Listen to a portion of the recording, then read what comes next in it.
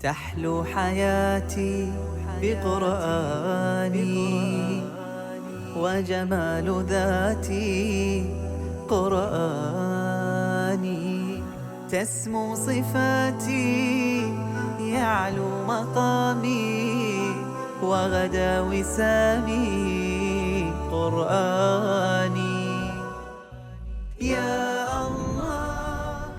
من منا لا يعرف أوقاف الشيخ سليمان الراجحي ومساجد الراجحي المنتشرة في أنحاء المملكة العربية السعودية؟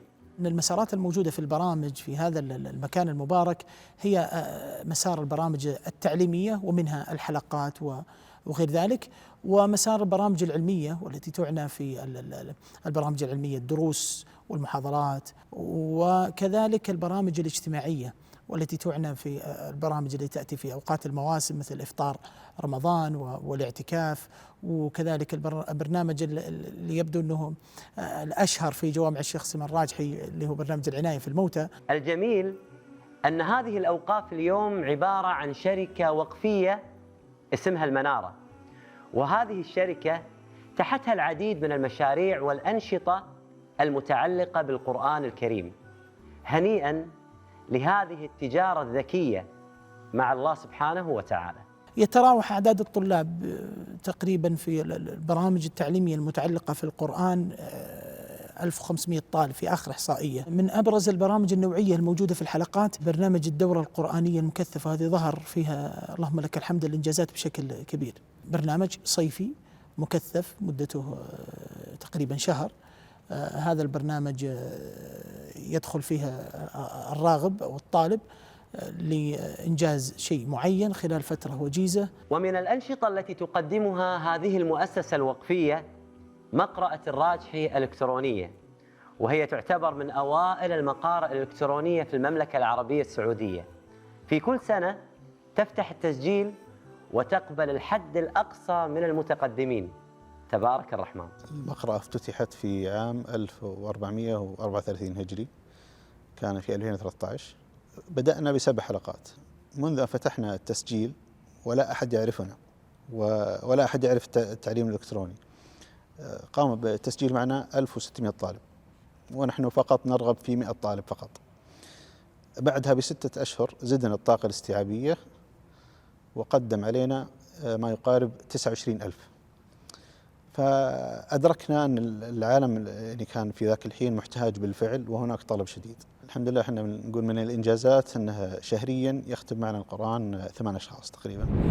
حسني إبراهيم، الولايات المتحدة الأمريكية. طه بشير حسن سليمان، مقيم باليابان. أسامة إبراهيم الزعابي، متواجد الآن في الولايات المتحدة الأمريكية. أنا أخوكم صلاح فارس من مدينة المانيا. وأنا اسمي أحمد بخيت، أنا في ولاية لويزيانا في الولايات المتحدة الأمريكية، مدينة لافايت. أنا الطالب منصور عمار إرميلة من ولاية كولورادو الأمريكية. أحد الإخوة في أستراليا يعني استمر معنا في البرنامج إلى أن وصل إلى إن شاء الله بيختم، فهو يقرأ في أواخر جزء عامة، فلاحظ الشيخ أنه يبكي وهو يقرأ. قال ما يا فلان يعني ليش تبكي؟ قال يا شيخ أنا ما تدرون وش أنا قبل فترة ما أجد أحد أقرأ عليه، الآن أنا في غرفة النوم وأقرأ كتاب الله وأختمه لله الحمد. فهذه يعني من نعم الله. أعتقد أنه من أبرز الميز الموجودة خلال السنوات الطويلة لهذه الجوامع اللي هو وجود الاستدامة المالية التي تحقق يعني ثبات بفضل الله لعمل الحلقات. اللهم لك الحمد. إذا كنت داخل المملكة العربية السعودية فبلا شك ستجد بجانبك إحدى حلقات الراجحي لتحفيظ القرآن الكريم، وإذا كنت خارج المملكة فبإمكانك الالتحاق بمقرأة الراجحي الإلكترونية لتحفيظ القرآن الكريم. أسأل الله سبحانه وتعالى أن يكتب الأجر لشيخنا سليمان الراجحي وكل العاملين معه.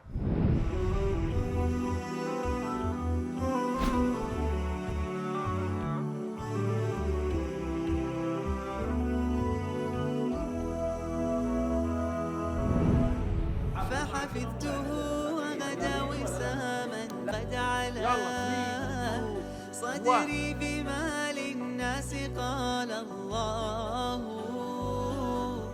حرف تروى بالنقى به المرتل حلقا شثوا على الأسماع. لا الأول كان فيه هيبة لكن الحمد لله يعني أنا أحاول في أجوبتي ما أكون يعني متصنع، أكون على طبيعتي. صدري بما للناس قال الله حرف تروى. لما نقول احفظ القرآن في الصغر يعني أنك تبذل أقل مجهود في حفظك وأنت كبير في السن، لأن مسؤولياتك أقل، أو بالأحرى ما عندك مسؤوليات وتركيزك أعلى.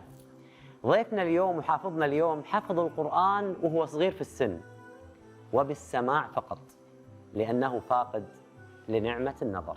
اتجاهي لحفظ القرآن كان من الصغر، وهذا يعني من نعم الله تبارك وتعالى علي، ثم متابعة الوالدين. أذكر في يوم من الأيام يعني حفظت سورة التين من جهد نفسي، يعني كنت أشغل الشريط واستمع، ثم يعني حفظت سورة التين فكنت فرحان جدا بهذا الشيء. ثم في سن 13 ختمت أول ختمة. الشيخ اعذرني على هذا السؤال، ولكن بكل صراحة، عندما فقدت هذه النعمة، نعمة النظر، ما شعرت بالإحباط؟ لماذا أحفظ القرآن وأنا فقدت هذه النعمة، نعمة النظر، وأصبح عليك صعب حفظ القرآن؟ لا والله، شوف، أول شيء يعني الواحد يستشعر بأن الله تبارك وتعالى يعوض. نعم. صح أني فقط نعمة البصر، لكن جزئي. نعم. يعني في غيري ما يشوف نهائيا. نعم. فأنت لما ترى مصيبة غيرك هنا عليك مصيبة. نعم. نعم. الشيء الثاني يعني حفظي للقرآن أنا أعتبره تعويض من الله تبارك وتعالى. الله أكبر. لأنه أكبر نعمة في الحياة عندي بالنسبة لي ليس أولادي وليس زوجتي وليس، بل هو إنه ربي اصطفاني من بين كل الخلائق في حفظ القرآن. نعم. ثم أورثنا الكتاب الذين اصطفينا من عبادنا. أنا طبعا ولدت كما يولد أي إنسان يعني ببصري، لكن ابتلانا الله تبارك وتعالى بعد 2 من الولادة فقدت يعني العين اليمنى، صار في تلف في العصب البصري، ثم اليسرى كذلك. الآن في ضمور في العصب البصري في اليسرى. في الحارة هنا لا أقدر أجي وأروح لحالي، لكن أما أخرج شوارع عامة ولا لا صعب جدا.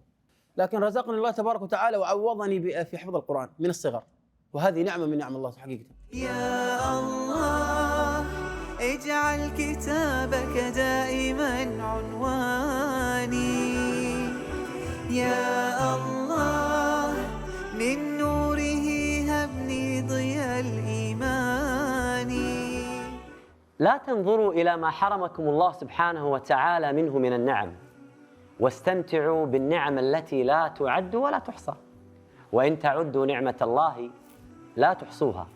ويقول النبي صلى الله عليه وآله وسلم: انظروا إلى من هو أسفل منكم ولا تنظروا إلى من هو فوقكم، فإنه أجدر ألا تزدروا نعمة الله عليكم. والله شوف، بالنسبة لي أنا ما أرى أنه واجهت صعوبة.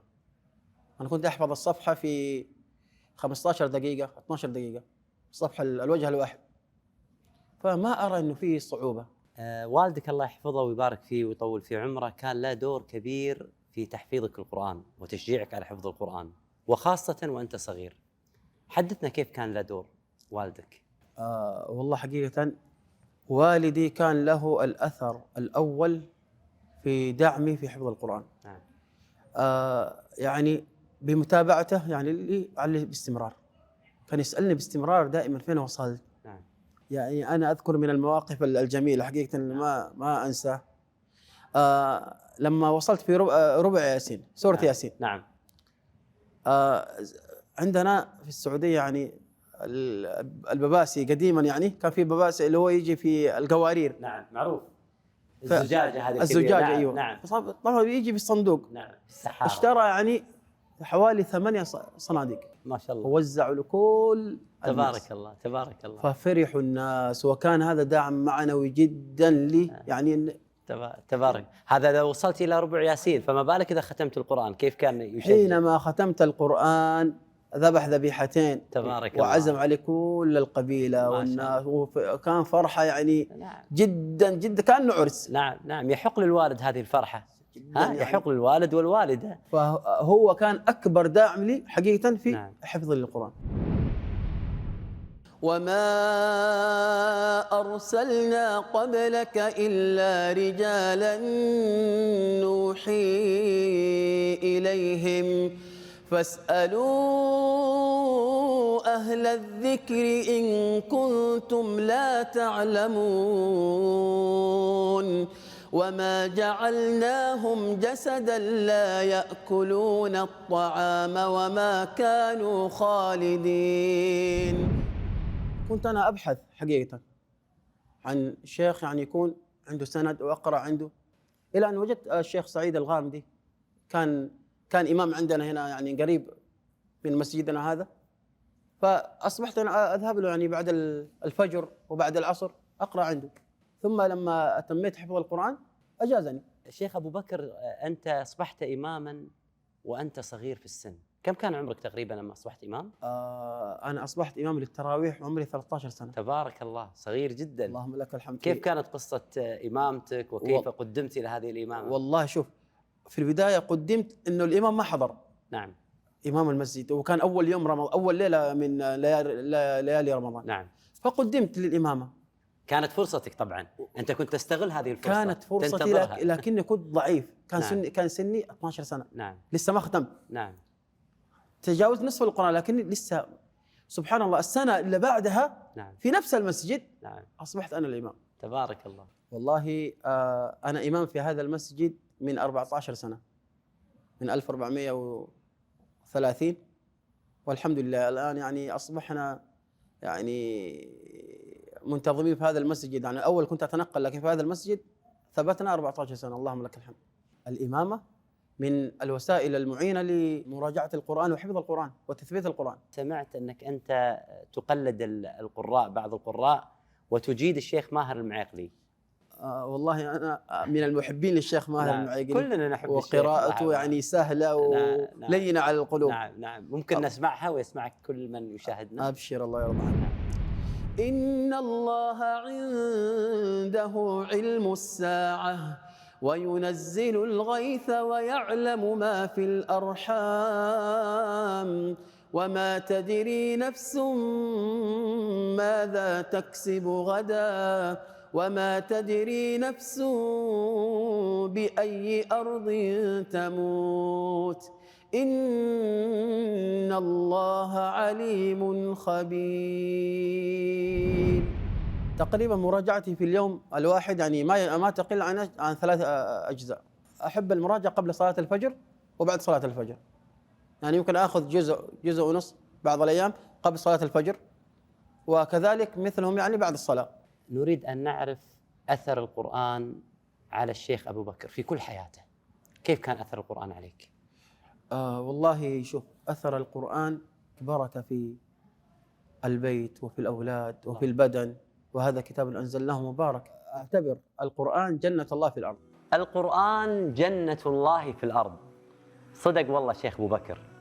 يقول شيخ الإسلام ابن تيمية: ما رأيت شيء يغذي العقل والروح ويضمن لك السعادة مثل القرآن. يقول الله سبحانه وتعالى في سورة طه: ومن أعرض عن ذكري فإن له معيشة ضنكا ونحشره يوم القيامة أعمى. قال رب لم حشرتني أعمى وقد كنت بصيرا. قال كذلك أتتك آياتنا فنسيتها وكذلك اليوم تنسى.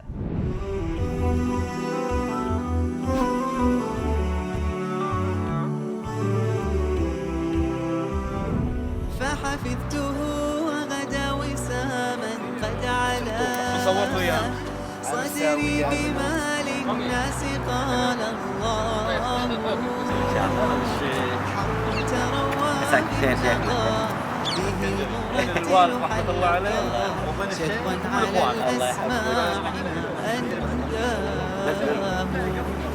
أن شاركت في 27 سوينا خلاص. صدري بما للناس قال الله كلب عيسى فيه على لازم الشاوي على تروى بالنقاء به المرتل حلقا شدوا على الأسماع. المجتمع القرآني يبدأ بأم حافظة للقرآن. المجتمع القرآني يستمر بصحبة صالحة مرتبطة بكلام الله سبحانه وتعالى. ضيفنا اليوم حفظ القرآن، ومن خلال حفظه للقرآن تعدى نفعه على المجتمع الكويتي كله. حفظت القرآن خلال سنتين. نعم. سنة 89 كنت قد أتممت القرآن بحمد الله عز وجل. وهذا أمر أود أذكر فيه إخوان المشاهدين. نعم. مو مسألة حفظ فقط. نعم. لابد أنك تأخذ من شيخ متقن حافظ مسند. نعم. المسند هو الذي يوصلك إلى السند المتصل للقراءة الصحيحة إلى النبي صلى الله عليه وسلم عن جبريل عن رب العزة.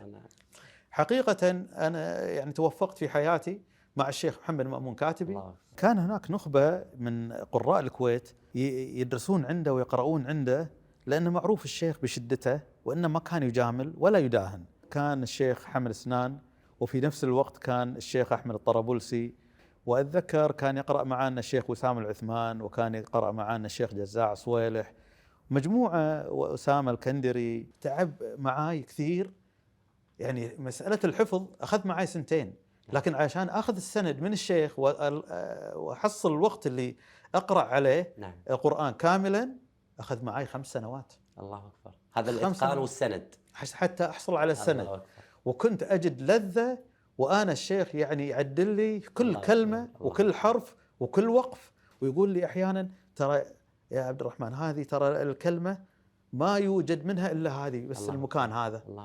فلا يسرف في القتل مثلا. نعم. لا يوجد فاء مع الفاء إلا في هذه الآية. نعم. بس ما في غيرها. نعم. مثلا في فترة من الفترات في بداية حفظ الشيخ للقرآن تردد ودخل الشيطان في إحباطه، ولكن الدعم المعنوي من شيخه ومعلمه للقرآن جعله يستمر حتى حفظ القرآن الكريم كامل.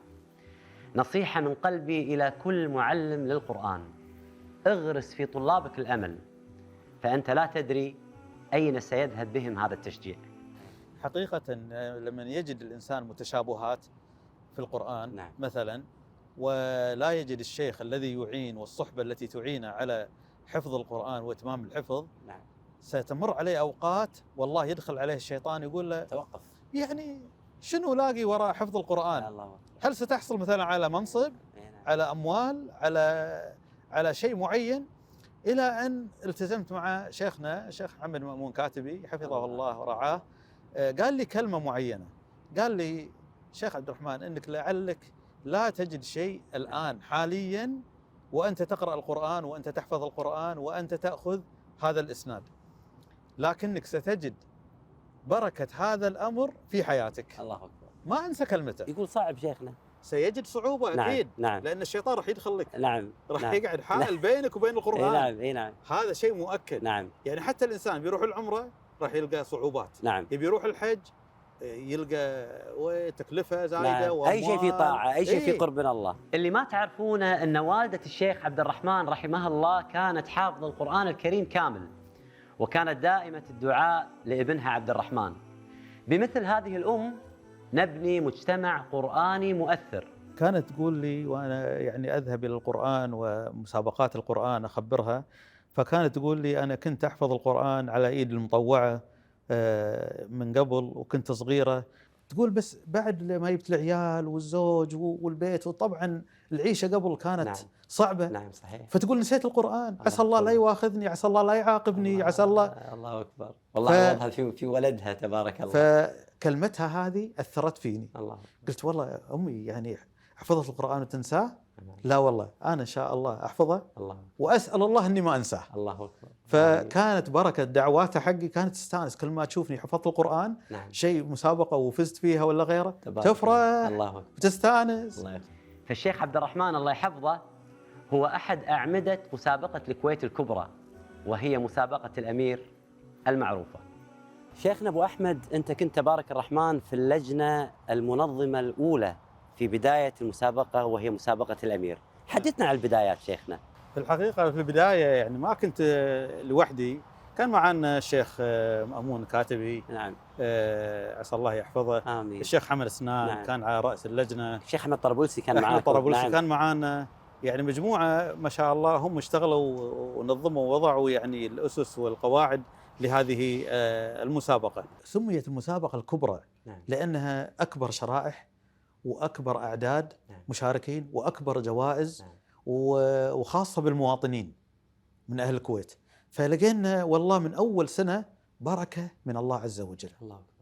يعني لقينا ناس يعني بدأوا في جزء واحد ولقيناهم ترقوا حتى حفظوا القرآن كاملا بحمد الله عز وجل عن طريق هذه المسابقة. في الحقيقة أنا في أحد المسابقات يعني اللي دخلتها في آخر السبعينات، كانت مسابقة يعني على مستوى المسجد، وحفظت فيها تقريبا نصف جزء السادس والعشرين، سورة الأحقاف وسورة محمد وسورة الفتح، وبحمد الله عز وجل يعني حققت فيها المركز الأول.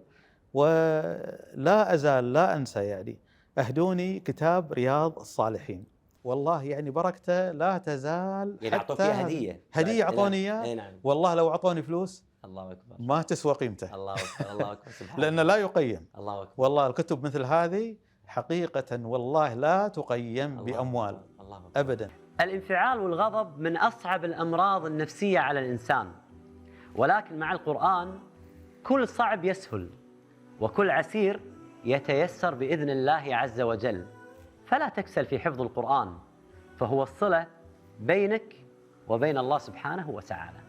كنت للأسف سبحان الله يعني حار جدا. نعم. وكنت أنفعل. نعم. ودائما مريض السكر اللي ينفعل ويكون يعني يأخذ كل الأمور بحدية وبغضب وكذا، تلقاه إيش يزداد معاه معدلات السكر وتتبهدل حياته. لكني مع قراءة القرآن قلت يا أخي أنا أنفعل ليش؟ يعني أنفعل على إيش؟ على هذه الدنيا ما تسوى، خلها تروح.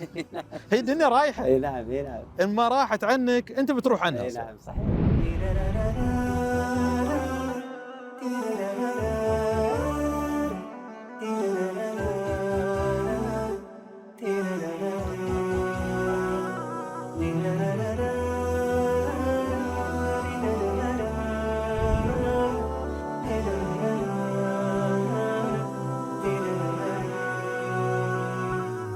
هذا وسامي وبرهاني،